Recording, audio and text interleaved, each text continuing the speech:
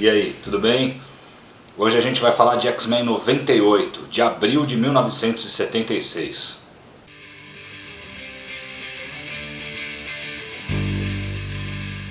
Essa história foi publicada 3 vezes no Brasil, por enquanto, todas em formatinho. A primeira no Almanac Marvel número 8 da RGE, a segunda aqui, Grandes Heróis Marvel 24 da editora Abril, isso aqui foi em 89, e a terceira foi aqui em X-Men Classic, segunda série, que está aqui em 2, em algarismos romanos, número 1, isso aqui saiu em 95. Tanto essa quanto essa tem exatamente o mesmo material.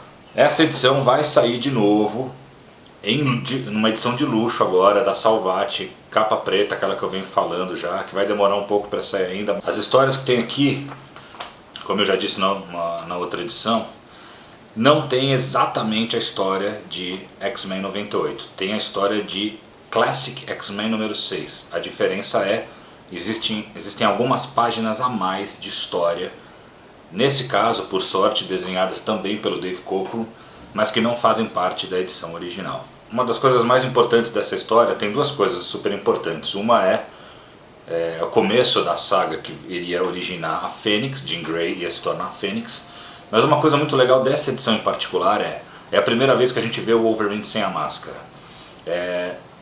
Quando a gente vê ele pela primeira vez, esse visual que foi feito aí pelo Dave Cockrum, que você está vendo aqui, a gente tem um rosto, um tipo de cabelo muito parecido com o do Lobo Cinzento, um personagem da DC. O Dave Cockrum, ele desenhava a Legião dos Super-Heróis antes de fazer os X-Men. Depois, mais pra frente a gente vai ver isso, eles queriam mudar o uniforme do Wolverine e colocar um uniforme de um personagem chamado Garra. E a roupa, esse personagem chamado Garra, tanto a roupa quanto o próprio personagem, foram inspirados no Lobo Cinzento. O John Byrne, que é um cara que a gente fala muito aqui, porque logo logo ele ia entrar na equipe criativa dos X-Men, ele já estava meio interessado ali nos X-Men novos e fazendo alguns estudos, antes mesmo de ser o novo desenhista e depois o co-roteirista da série. O que ele fez? Ele, só por curtição, assim, ele desenhou como que ele achava que o Wolverine era sem máscara, porque até aquele momento não tinha aparecido. Ele falou, eu acho que ele deve ser assim. E ele desenhou um cara assim. Esse cara que ele desenhou era um cara loiro de cabelo curto, mas depois o Dave Cockrum fez do jeito que ele quis fazer, e realmente o visual que o Dave Cockrum criou para o cabelo do Wolverine é bem legal, né? Muito icônico do personagem. O que o John Byrne fez depois? Pegou esse cabelo que ele queria usar no Wolverine desde o começo e usou num personagem que ele acabou introduzindo no Punho de Ferro, que é ninguém menos que o Dentes de Sabre. Ou seja, o visual do Dente de Sabre, o rosto dele, o cabelo loiro dele, é o rosto que o John Byrne tinha imaginado para o Wolverine antes da gente ver ele sem máscara. Essa edição marca também a primeira aparição de um personagem importante, que é a Amanda Sefton. Amanda Sefton é aquela feiticeira que por muito tempo foi a namorada do Noturno. E outra coisa interessante dessa edição, a gente tem uma aparição especial do Stan Lee e do Jack Kirby. Eles são desenhados ali, quando eles dão uma olhada nos X-Men, fazem uns comentários ali engraçados.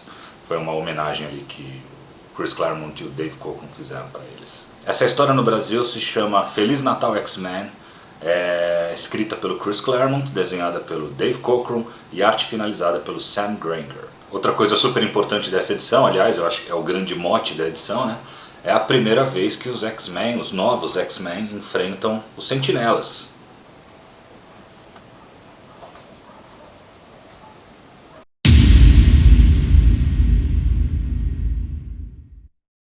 Os Sentinelas apareceram pela primeira vez na revista X-Men 14, lá atrás, logo no início. E se você quiser ler essa edição na melhor qualidade possível que já foi publicada no Brasil, é aqui, ó. Biblioteca Histórica Marvel dos X-Men, volume 2 da Panini. E a edição saiu faz pouco tempo também na coleção Histórica Marvel. Os Sentinelas quem eram? Eram robôs criados por Bolivar Trask para caçar mutantes. Ele considerava os mutantes uma grande ameaça. Nessa edição eles são trazidos de volta por Steven Lang, um personagem que tinha aparecido em X-Men 96 bem rapidamente. Tem uma coisa engraçada nessa edição que é a primeira aparição de um personagem muito importante, mas ao mesmo tempo não é. Por quê?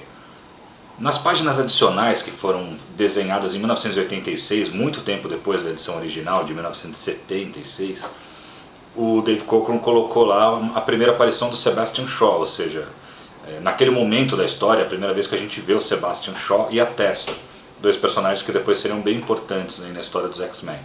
Mas na edição original de 76 eles simplesmente não aparecem, nem tinham sido criados ainda.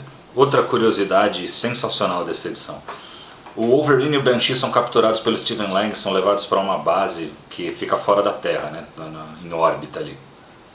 E o Stephen Lang faz uns estudos no Wolverine e descobre que ele não é um mutante, que ele é uma outra coisa.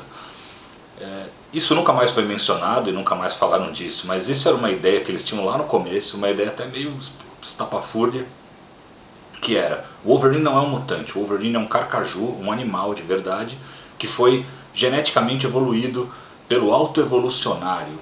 Lembra do autoevolucionário? Senão depois a gente fala dele, não temos tempo para perder falando do autoevolucionário, mas é um cara que basicamente transformava animais comuns em animais antropomórficos, fazia uma série de espécies, de experimentos genéticos, e eles queriam dizer que o Wolverine tinha sido uma das criações do autoevolucionário. Essa ideia depois foi jogada por terra, principalmente depois que o John Byrne entrou na revista. Essa edição também introduz na revista dos X-Men um personagem chamado Peter Corbeau. É um personagem que apareceu pela primeira vez numa revista do Hulk, Hulk 148. E no Brasil só foi publicada uma vez pela RGE, na revista Incrível Hulk número 6.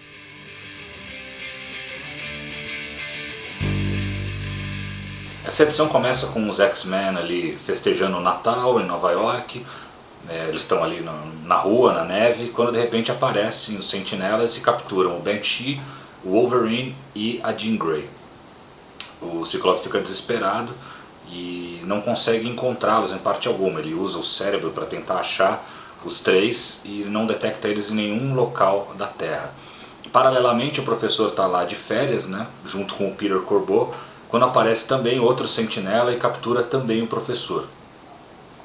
Quando o Ciclope está lá desesperado, tentando encontrar a Jean com o cérebro, o Dr. Corbeau aparece na Mansão X e explica para ele que logicamente eles não poderiam ser encontrados na Terra porque eles estão fora da Terra, estão em órbita.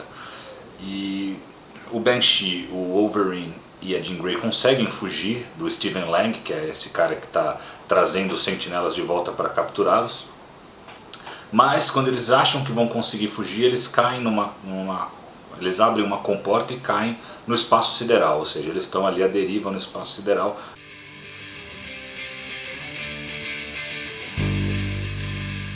Nesse momento logo a gente separou só uma falazinha do Wolverine para mostrar como ele era um cara fora da sociedade, totalmente alheio a essas questões de família, de união, de ritos. A Jean Grey pergunta para ele se ele está se divertindo no Natal, não sei o que, e ele responde isso. E você, Wolverine?